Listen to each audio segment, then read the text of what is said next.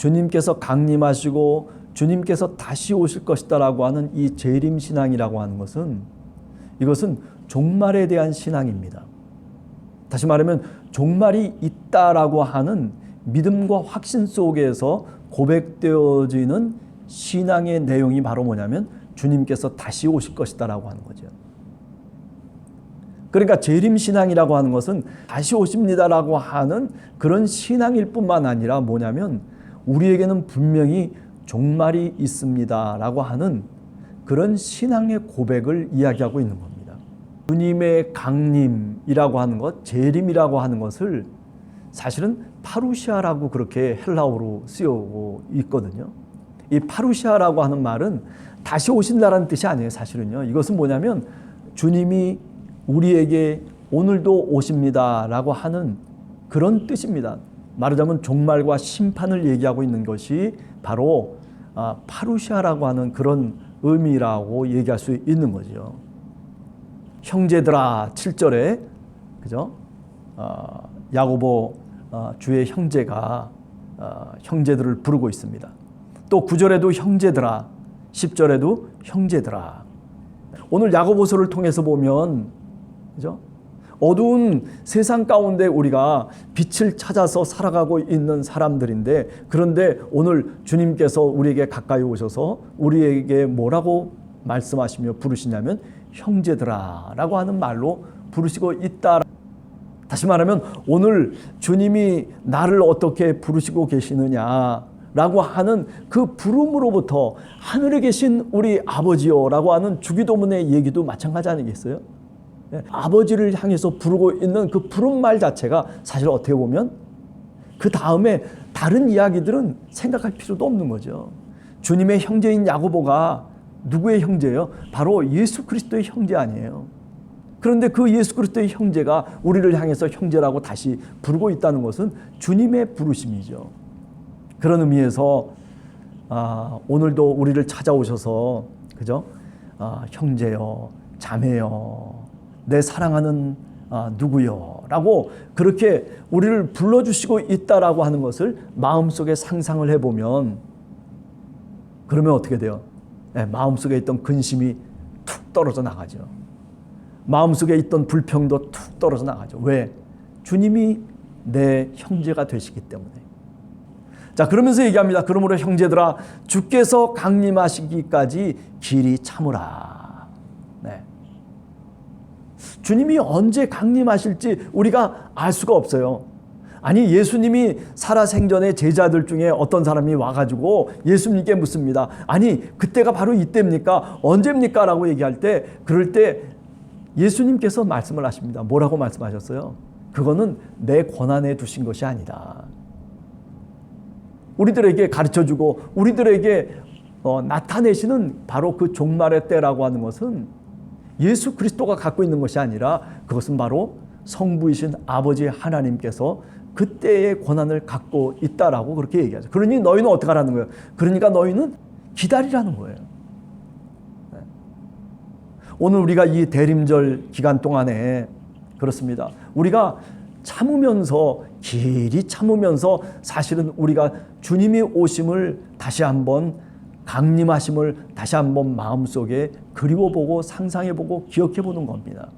주님이 왜 강림하셔야 되느냐? 왜 우리가 길이 참아야 되느냐? 언제까지 참아야 하느냐라고 하는 것이 바로 주님이 오실 그때까지라는, 주님의 응답이 있을 그때까지. 여기 지금 파루시아라고 하는 이때라고 하는 그 심판의 때, 종말의 때라고 하는 것은 사실 개인적으로 생각해 보면 기도의 응답이 이루어지는 바로 그때일 수도 있어요.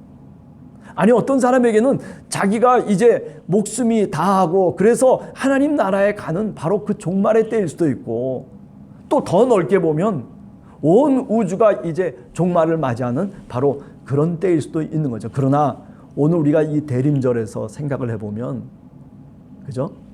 이 땅에 참 참아야 될 일들이 얼마나 많은지 몰라요. 정말 얼마나 갈등이 심하고 그리고 얼마나 불평등하고 얼마나 티격태격되고 수없는 사람들이 신음과 고통 속에서 사실은 살아가고 있잖아요. 그 고대 세계 못지않게 오늘날도 더 그렇게 갈등하는 사회상을 보면서 저는 시간이 지날수록 더 하는 것 같아요.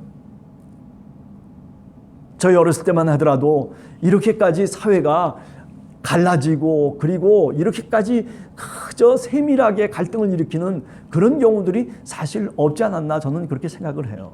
서로 뭐 나는 진보다 나는 보수다 뭐 정치적 사회적으로 뭐 그냥 서로 갈등을 일으키고 나라가 이게 뭐 하루도 평할 날이 없어요.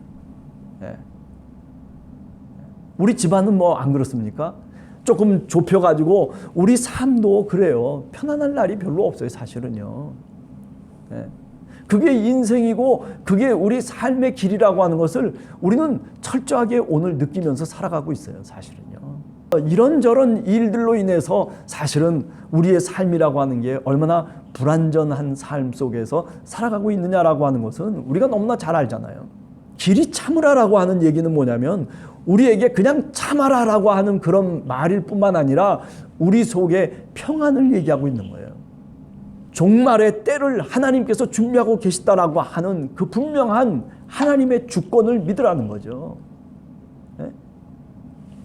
우리가 마태복음 같은 데 보면 왜 근심하느냐? 저 하늘에 계신 우리 천부에 계신 아버지께서 너희들의 머리털 하나까지도 다 세신 바 되었다라고 그렇게까지 얘기하잖아요. 예수님이 제자들에게 하시는 말씀은 제자들이 쓸데없이 다 근심 속에 살아가는 거예요. 아, 병에 걸리지 않을까 근심하고 있어요. 병에 걸렸는지 안 걸렸는지 판단도 안 되는데 그런데 이미 자기 마음속에 이미 그것 때문에 근심하기 시작하는 거예요. 불안하고 초조하고 그러다가 어떻게 돼요? 그러다가 우울증에 걸리게 되고 뭐 이렇게 저렇게 살아가는 사람들이 요 사이에 얼마나 우리 주변에 많은지 몰라요. 너희들 마음에 그렇게 불안해하지 말라는 거예요. 주님의 때가 있고 주님이 이 세상을 움직여 가시고 주님이 시간의 주관자가 되시고 주님이 이 땅의 주인이 되시는 우리 주님을 믿으라는 얘기죠, 사실은요. 그런 믿음이 있으면 그래요. 좀 우리 주변에서 여러 가지 일들이 일어나도 좀 이렇게 한 발자국 떨어져서 그래서 그것을 이겨나가고 그것을 좀 참아내고 견뎌낼 수 있는 힘이 생긴단 말이에요. 바로 그 이야기를 오늘 우리들에게 하고 있다라고 하는 거죠. 8절에도 보면 너희도 길이 참고 마음을 굳건하게 하라. 누구처럼 그러라는 얘기냐면요. 그 앞에 내용들을 보면 7절 중반 이후의 내용들을 보면 농부처럼 그러라는 거예요. 농부가 참는다는 거죠. 뭐 때문에 참는 거예요? 씨를 뿌리고 그리고 농사를 지어가면서 그러면서 이른 비 늦은 비가 내리면서 그러면서 그 때를 기다리면서 왜 그렇게 때를 기다리고 길이 참으냐면 바로 추수의 소망을 알기 때문에 그렇다는 거죠. 열매가 맺혀지고 곡식이 맺혀지고 그리고 그 열매를 추수할 때를 기다리기 때문에 참는다는 거예요. 그죠? 우리 사도 바울 선생님이 그런 얘기를 했잖아요. 하나님이 우리를 이끌어 가시는 방법은 뭐냐면은 합력해서 선을 이루신다는 거예요. 그 한순간순간은 어쩌면 내 마음에 들지 않고 어쩌면 내가 거부할 수도 있는 그런 시간일런지 모르지만은 그러나 그것이 한꺼번에 묶여지면은 어떻게 된다는 거예요? 그게 합력해서 하나님께서 선한 길로 우리를 이끌어 가신다는 믿음을 사도 바울이 고백하고 있잖아요. 그것은 사도 바울의 삶이 그랬어요. 아니, 믿음의 조상들의 삶도 마찬가지예요. 아브라함의 삶이 뭐 평탄했습니까? 아니면 이삭의 삶이 평탄했습니까? 야곱의 삶이 평탄했습니까? 그런데도 불구하고 그 사람들이 그 당시에는 그것이 곤란과 그리고 어려운 시련으로 다가올 때에는 그것 자체가 힘든 것임에 틀림없었지만은 그러나 어떻게 됐어요? 그러나 나중에 시간이 지나고 난 다음에 보니까 그런 것들 하나하나가 다 뭐냐면은 유익한 시간들이었다는 거예요. 그런 것들 하나하나, 그 사건 하나하나가 사실은 하나님의 섭리가 있었다는 거예요. 믿음으로 하나님이 세우시기 위해서 아브라함에게 애굽으로 내려가게 하시고, 그리고 별의별 일들이 벌어지면서 독생자 이삭을 죽이는 그 모리아 산까지의 그 사건의 이야기들도 사실은 어떻게 보면 아브라함으로서는 도저히 있을 수 없는 사건임에도 불구하고, 그런데 어떻다는 거예요? 그런데 그 모든 것들을 합력해서 하나님이 선을 이루시고 하나님이 하나님의 뜻을 내 삶 속에서 이루어 가셨다라고 하는 거죠. 뭐 야곱의 이야기는 다릅니까? 다윗은 뭐 다른 사람입니까? 다윗도 생각해 보세요. 얼마나 힘든 시간을 거쳤는지 몰라요. 사실은요, 다윗이. 그죠? 왕의 사위로, 사울의 사위로, 그죠? 그렇게 권력을 잡고 장군으로서의 행세를 했어야 되는데, 그런데 사울에게 얼마나 죽임을 당하는 그런 어떤 일들이, 사건들이 얼마나 그냥 끊임없이 일어납니까? 그러니까 오죽했으면 어떻게 됐어요? 오죽했으면 사울을 피해가지고 장인을 피해가지고 어디로 도망쳤어요? 저 원수의 나라인 블레셋으로 도망쳐 버렸잖아요. 그래가지고 망명 생활을 했어요. 거기서 거지처럼 살았어요. 아니, 다윗이 뭐 그것뿐만입니까? 무슨 여호와는 나의 목자시니 내가 부족함이 없도다. 선만의 말씀입니다. 다윗의 삶을 보면요, 그리고 난 다음에도 수 없는 아들들이 서로 싸워가지고 죽이기도 하고, 그리고 또 압살롬이라고 하는 아들이 또 일어나가지고 그냥 뭐 아버지를 공격해 들어오고, 그래서 예루살렘에서 도망치고 뭐 별의별 일들이 다 일어나잖아요. 그럼에도 불구하고 어떻습니까? 그럼에도 불구하고 하나님이 그 다윗을 선하게 나중에 보니 이끌으셨다는 거예요. 그런 순간순간이 괴로움이고 갈등이고, 그것이 정말 힘들고 어려운 시련의 시간이었음에도 불구하고, 그런데 나중에 뒤돌아 보니까 그 시간이 얼마나 소중한 시간이었는지 몰라요. 그죠? 사람을 겸손하게 만들었어요. 네? 다윗 왕이 하나님 앞에서 언제든지 하나님 앞에서 무릎을 꿇을 수 있는 자기 자존심을 내세우지 않고, 하나님 앞에 왕권을 내세우지 않고, 그냥 언제든지 하나님이 부르시면, 하나님이 뭐라 하시면은 그저 넙죽 엎드릴 수 있는 이런 겸손함과 자기 낮춤. 네. 그게 그냥 쉽게 생기는 게 아니잖아요. 그죠?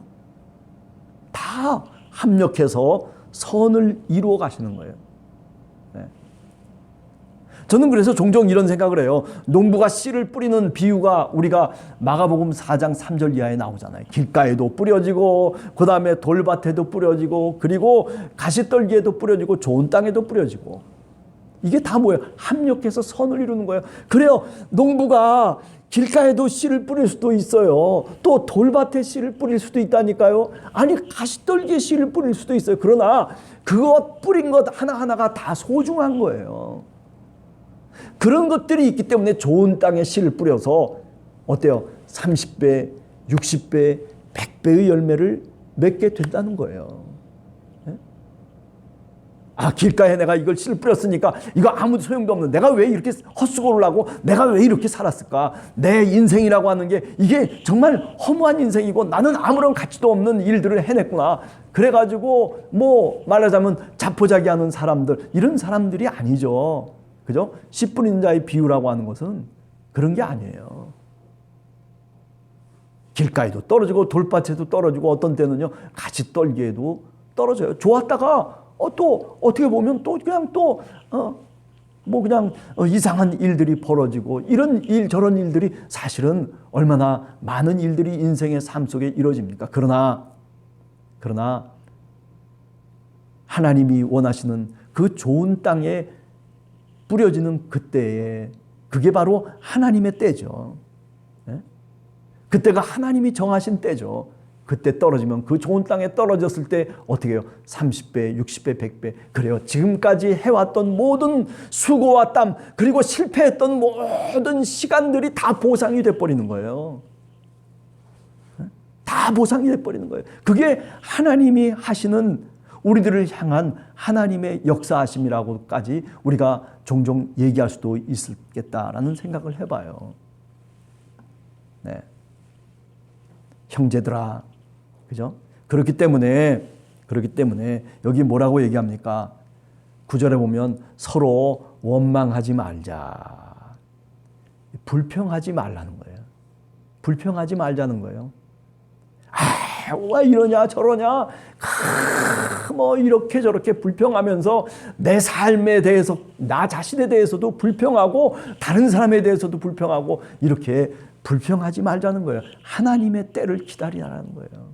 하나님이 너를 이끄신다라고 분명히 믿는다면, 그렇다면 하나님을 붙잡고 하나님을 의지하고 하나님을 믿으면서 그때가 이룰 때까지, 그때가 가까이 왔다라고 그렇게 내 스스로 굳게 믿으면서 하나님을 바라보라는 거죠. 주님을 바라보라는 거죠. 예. 그죠? 예. 바로 그 얘기입니다. 아니, 이 원망하지 말라, 불평하지 말라는 이 헬라 말은요, 또 어떤 뜻을 갖고 있냐면 딴소리 하지 말라는 거예요. 딴소리 하지 말라. 믿음의 사람이 믿음의 언어를 갖고 믿음의 이야기를 해야 되는데, 근데 자꾸 딴소리를 하는 거예요. 믿음의 언어를 갖고 얘기하지 않고 이거는 뭐 전혀 다른 얘기를 하는 거예요. 저 세상 속에서 많은 사람들이 듣고 배웠던 그 이야기만 갖고서 교회에 와서도 또 그 이야기를 또 하는 거예요. 그런데 오늘 이 불평하지 말고 원망하지 말라는 이 말은 그런 뜻이 아니고 딴소리 하지 말아라. 믿음의 사람이라면, 하나님의 자녀라면 하나님의 자녀다운 그런 언어를 사용하고 그런 말을 할 것을 우리들에게 오늘 이 야고보서가 이야기하고 있는 겁니다. 네. 그죠? 자, 우리가 한 주간을 살아갑니다. 네. 우리가 한 주간을 주님 오신 그 날을 기억하면서 살아가는 대림절 기간 동안 오늘 이 야고보서 5장 7절 이하에 있는 말씀을 한 번 더 마음에 기억하면서 우리 함께하는 교회 성도들 한 사람 한 사람